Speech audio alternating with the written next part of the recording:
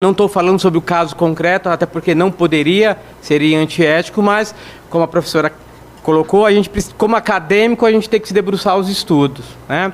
Eu quero agradecer a minha família aqui presente, a Michelle e ao Maurício, aos colegas, Dr. Bruno, Isa, o Marcão lá atrás, aos ex-alunos, aos demais que ficaram. Você sabe, Zaquim, que eu notei, quando a gente vê a casa cheia inicialmente, é por causa dos palestrantes. E eu fiquei me perguntando o que os fizeram manter até agora o pão de queijo. Agora acabou. Agora acabou. Eu disse que se acabasse eu mesmo faria mais. Porque precisa, né, a gente sabe que muitas horas de fala é um pouco cansativo, né? Portanto, eu não vou me estender muito, mas já agradeço a cada um de vocês que aqui estão, tá bom? Então, como o Zaquim me disse, eu quis trazer alguma coisa, algum assunto que está aí no cotidiano que a gente possa aplicar o direito. E aplicar com base naquilo que vocês mesmos na academia já estão tendo, né? Porque a gente sabe todas as disciplinas na faculdade, e aí, né, correndo o risco de apanhar dos demais professores aqui, todas as disciplinas são importantes para a formação. Mas direito penal é mais legal. A professora disse que direito penal se vende sozinho, não é isso?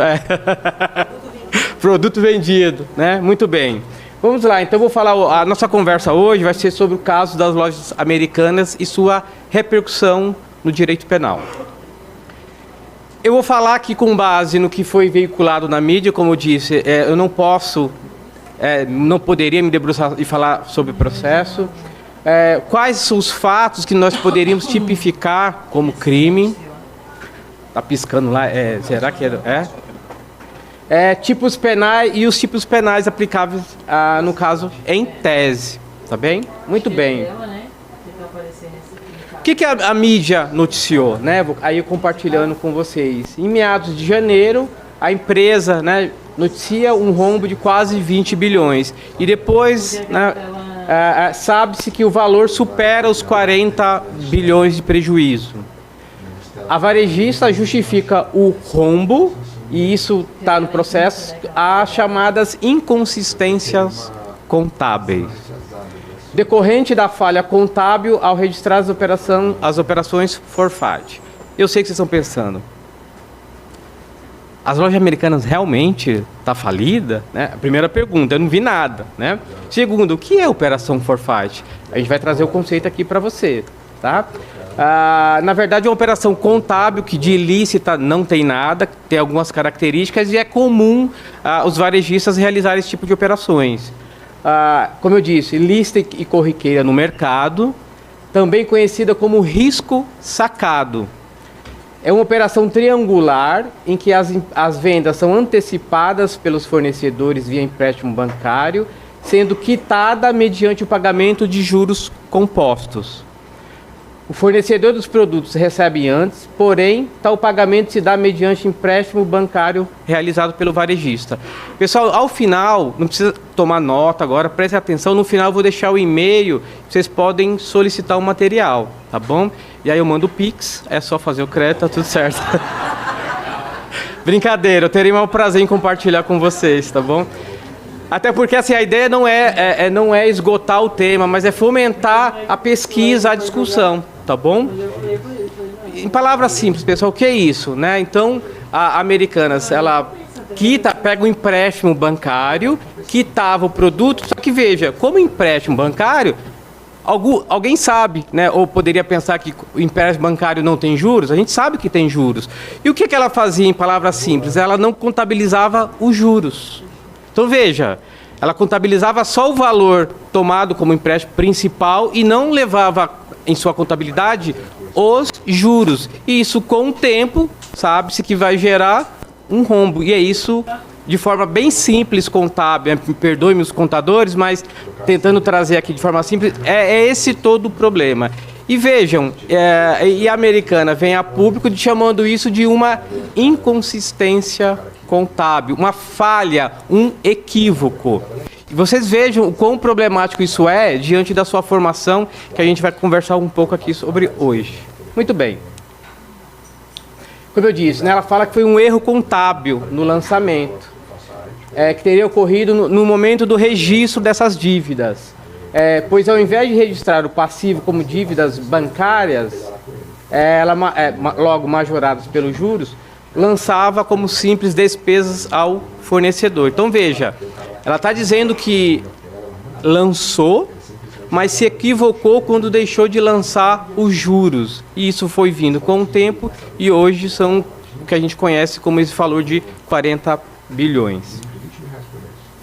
Quais informações relevantes a gente precisa ter para poder, em tese, tipificar as condutas como crime? Você sabe que aqui no Brasil, né, por questão do princípio da legalidade, para tipificar uma conduta como crime tem que estar prevista como lei, né? Enfim.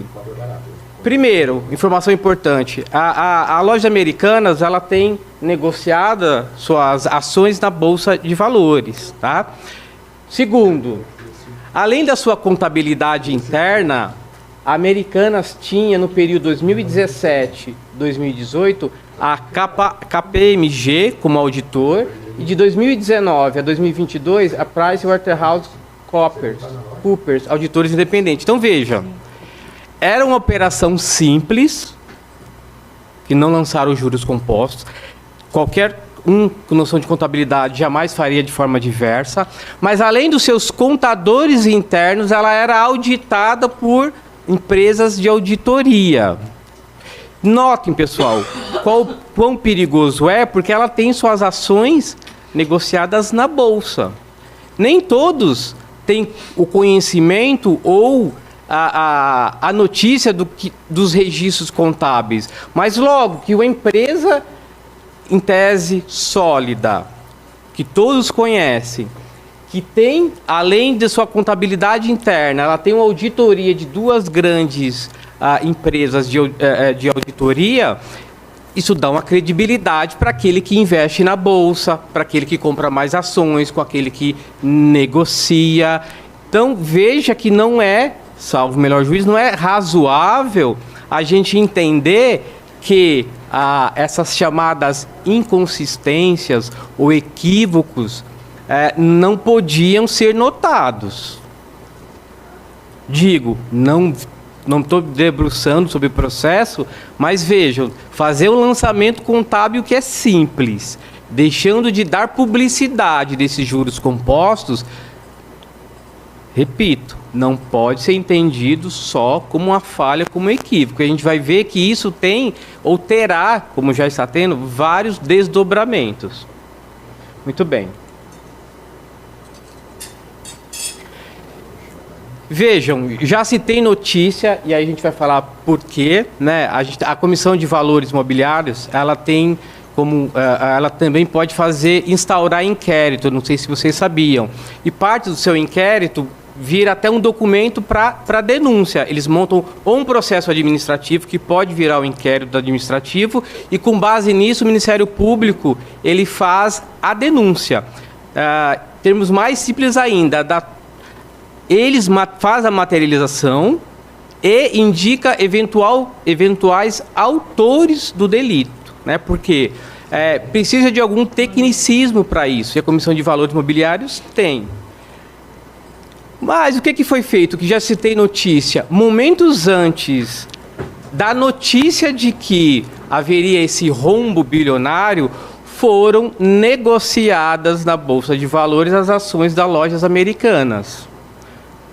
E a gente tem uma expressão para isso que eu já vou trazer para vocês.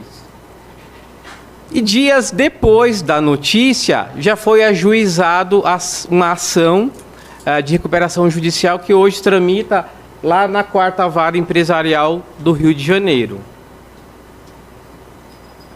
Então veja, o que eu estou dizendo é em tese, mas ao que parece foram ações coordenadas e premeditadas, né? Muito bem. Você fala, tá, mas qual a relevância deles terem ajuizado a ação de recuperação judicial? Eu não sei se na academia vocês já estudaram, tiveram a oportunidade de ler a Lei de Recuperações Judiciais. E aqui eu não vou debruçar sobre ela, tá? Mas ela traz alguns direitos, tá? Dentro delas é a suspensão das ações ajuizadas.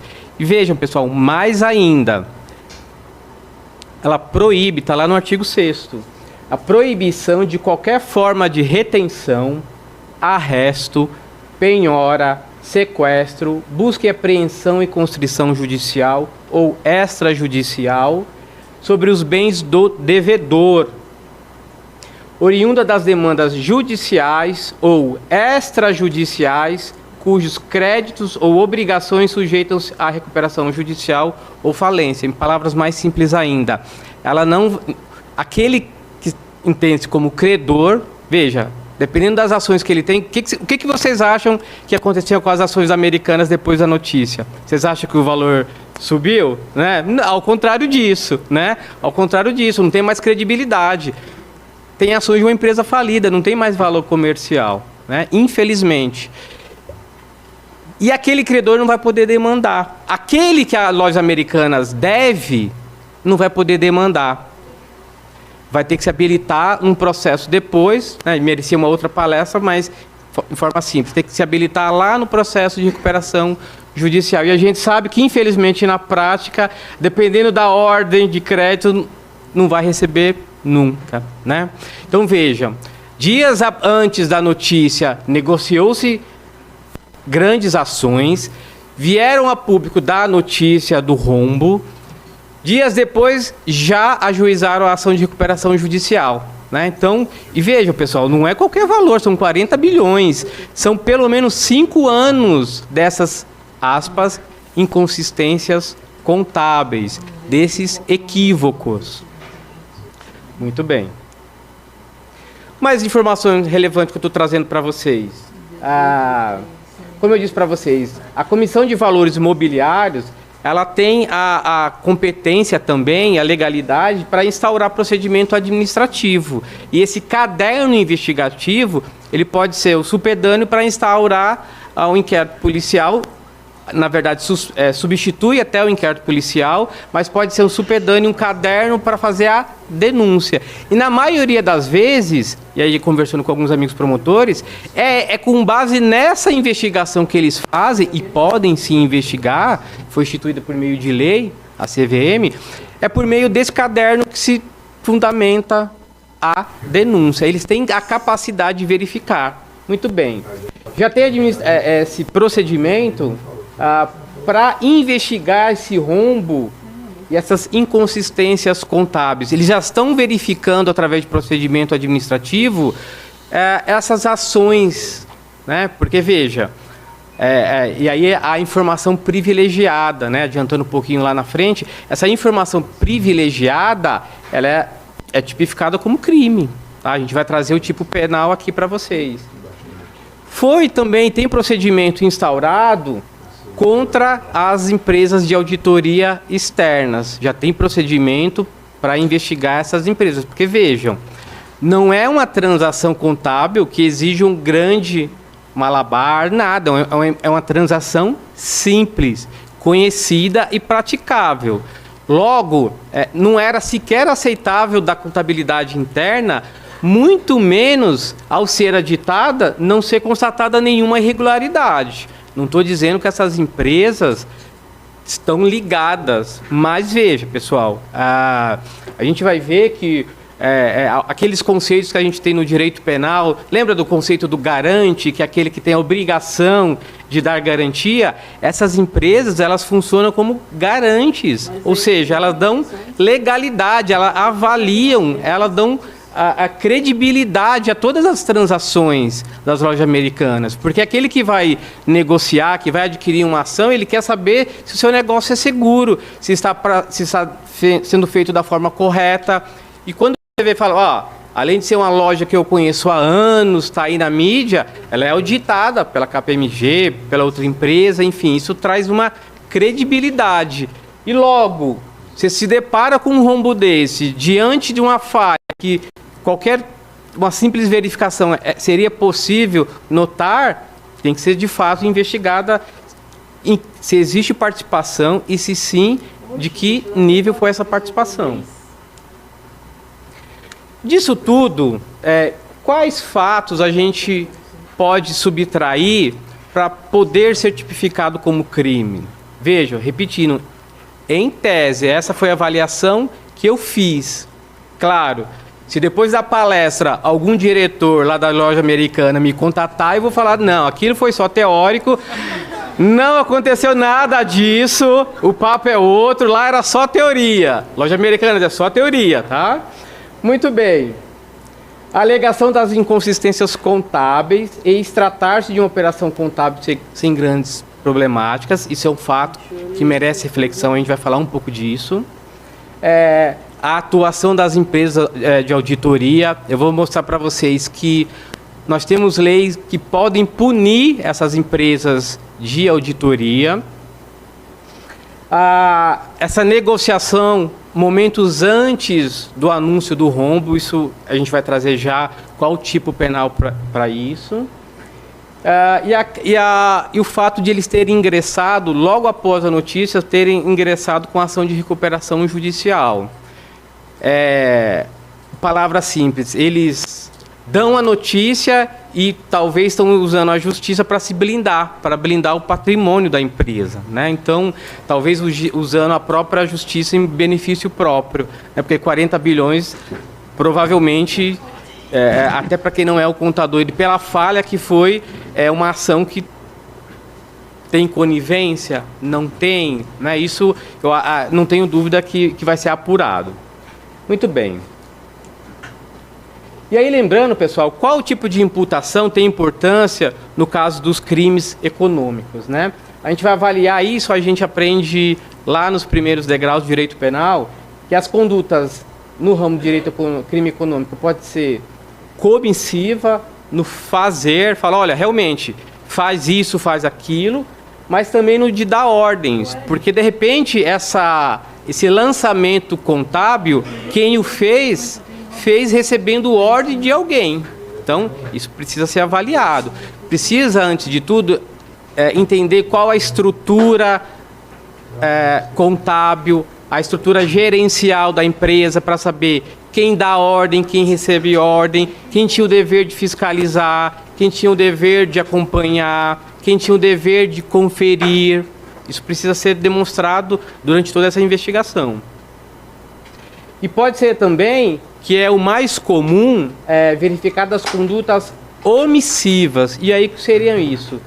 Quando não faz o que deveria, né? Tinha o dever de fazer e não fez. Como eu disse para vocês há pouco, são os garantes, né? Lembra, e o exemplo mais comum que a gente dá em sala de aula é aquele guarda-vida, né? De repente, a pessoa, ele está lá para isso, está lá na piscina, no dia de inverno, e está lá, o cliente lá foi para o fundo, está se afogando. Fala, não, manda, tá frio, hoje eu não vou, né?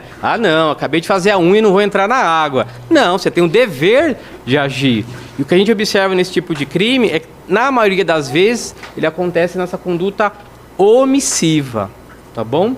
Especialmente porque, como eu repito, era uma transação simples, que não precisaria grandes esforços para notar essa, aspas, inconsistência contábil. Muito bem. E aí, já falando de tudo isso, quais tipos penais a gente pode subsumir? Quais condutas a gente pode entregar como pode configurar um crime? Claro, se eu não for defensor da loja americana, já falei, né? Muito bem.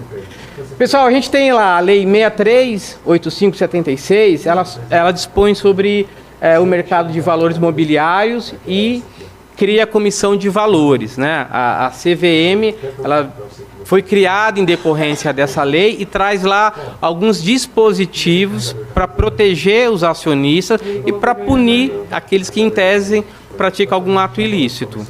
Lá no seu artigo 27D, diz lá o seguinte: utilizar informação relevante de que tenha conhecimento, ainda que não divulgada ao mercado, que seja capaz de propiciar para si ou para outrem vantagem indevida mediante negociação em nome próprio ou de terceiro de valores mobiliários.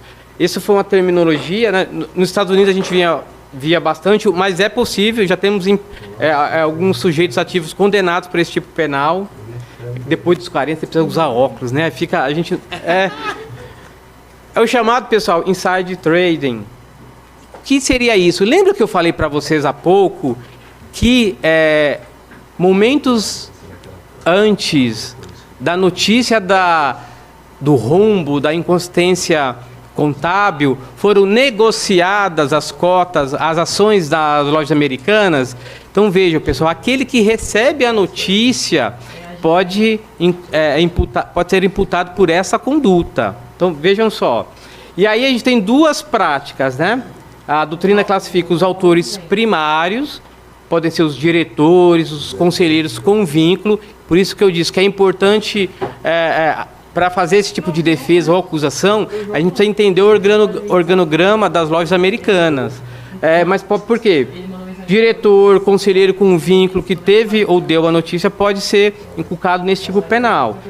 E temos lá também os autores secundários, quem teve e utilizou a informação. Então não tenha dúvida que quem vai dar esse supedâneo, essa prova, é a CVM. Ela vai analisar, não tenha dúvida que já está investigando quem vendeu em massa as suas cotas, porque pode ter tido, provavelmente, essa informação privilegiada aí capitulada no artigo 27D da 638576. Tá? Pessoal, e vejam o tipo penal, né? Tem pena de reclusão de 1 a 5 anos e a multa de 3 vezes o valor da sua vantagem. Não é um tipo penal brando, não. Porque o que a gente vai observar aqui, que na maioria das vezes, esses tipos serão... a gente vai ter um concurso material aí. Ele pode provavelmente ser imputado outras condutas além dessa. Ficou claro, então, que é o inside trade? E aí, pessoal, vocês podem depois, repito, precisa tomar nota, passa lá o e-mail que a gente compartilha o material, tá bom? Ainda na mesma lei, a gente tem lá o crime de manipulação do mercado. Fala lá no 27C. Realizar operações simuladas ou executar outras manobras fraudulentas destinadas a elevar, manter ou baixar a cotação, o preço ou o volume negociado de um valor imobiliário, com o fim de obter vantagem devida ou lucro para si ou para outrem, ou causar danos a terceiros. Então vejam, alguém tem dúvida que esse tipo de notícia, esse tipo de prática, por quem quer seja, gerou danos ao acionista? Gerou, né? Então, fatalmente, a gente vai ter tipificado essa conduta aí também. E olha a reprimenda, reclusão de 1 a 8 anos. E é multa de 3 vezes também o valor da vantagem ilícita que ele obteve. Então, repetindo, o que a gente está tentando trazer aqui é a tipificação dos fatos que foram noticiados pela mídia, mas fatalmente esses dois dispositivos não faltarão. E aí é o crime de manipulação do mercado. Muito bem, vamos avançar.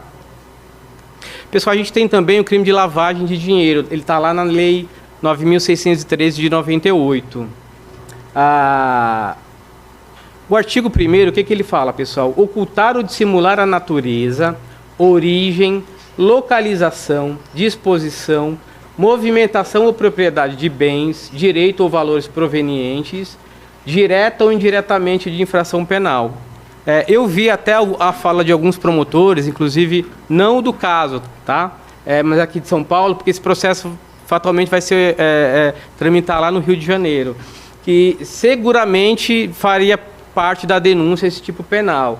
E aí a pergunta é, mas por quê? Pessoal, existe a possibilidade de toda essa negociação ou dessa trama ter aí um caráter de lavagem de dinheiro também, tá? E aí eu falava, enquanto eu montava a palestra, brincava com o promotor, ele falava, doutor, a gente na denúncia, a gente joga tudo, se pegar, pegou. É isso, né? É isso. E essa lei, pessoal, veja, a gente falava dos garantes, e aqui quem é contador, a gente tem a figura do compliance também, pode entrar, tipificar, por isso que a gente vê bancos estruturando setores nesse sentido. A própria lei de lavagem de dinheiro, ela traz uma responsabilização administrativa, mas também pode ser penal se estiver diretamente ligado ao fato típico.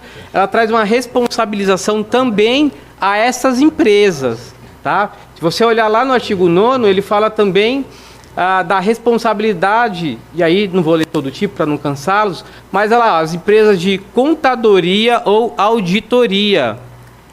Vejam, essas empresas de contadoria ou de auditoria não teriam a responsabilidade ou têm a responsabilidade de afiançar as transações.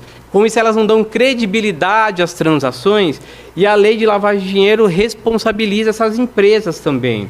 E aí, as responsabilizações podem ser desde a advertência, multa pecuniária, inabilitação temporária e pode até cassar ou suspender a autorização do funcionamento dessas empresas. Então, vejam, aquelas empresas de auditoria que eu trouxe para vocês, pode ser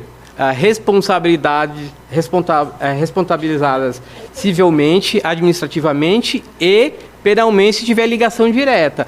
Mas vejam que a lei de lavagem de dinheiro, ela traz uma série de tipos e podem serão responsabilizadas, não tenham dúvida disso. O que mais, pessoal? Vejam, a gente tem um crime chamado de estelionato financeiro. Eu sei que alguns tipos, e aí a importância do evento de hoje, aqui, algumas dessas leis, a gente, às vezes na faculdade, não tem tempo de compartilhar. A gente vê muito Código Penal, Código de Processo Penal, algumas legislações esparsas, mas quem vai atuar, especialmente direito penal econômico, crimes econômicos, é fundamental o conhecimento dessas leis, né? Por isso, legal compartilhar hoje aqui com vocês, que a gente pode falar um pouquinho, ainda que de alguns tipos, porque a ideia não é esgotar o tema, né? Os professores sabem disso, a ideia é fomentar a pesquisa, é dar um pouquinho para que vocês vão além, e a gente está aqui para compartilhar as dúvidas, mas especialmente para tentar solucionar esses questionamentos. Mas vejam, a questão do estelionato financeiro. Induzir ou manter em erro sócio, investidor ou repartição pública competente relativamente à operação ou situação financeira, sonegando-lhe informação ou prestando-a falsamente. Quando aquele que tinha o dever fez o lançamento, pessoal, e deixou de prever os juros compostos, que gerou todo esse rombo, a gente não poderia tranquilamente tipificar nesse tipo penal também?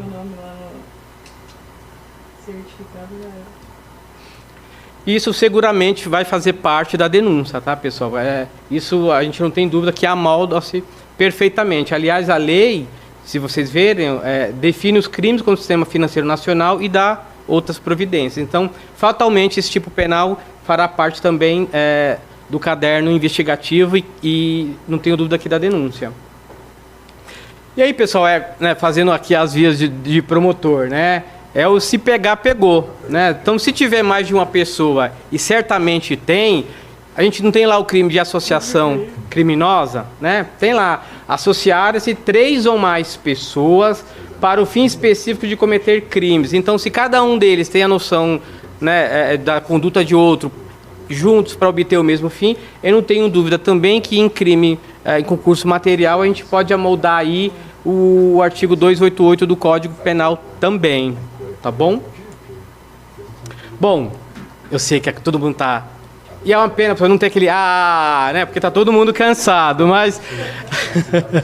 mas a ideia era trazer para vocês aqui alguns tipos penais que certamente, desse caso da Lojas Americanas, vai fazer parte do caderno investigativo. E acho que o legal do direito é isso.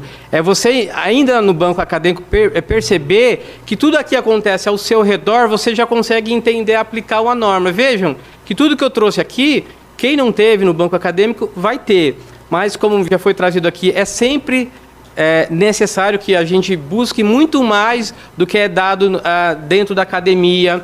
A gente nunca vai ter oportunidade para esgotar o tema, e é impossível esgotar o tema dentro do ambiente educacional. Por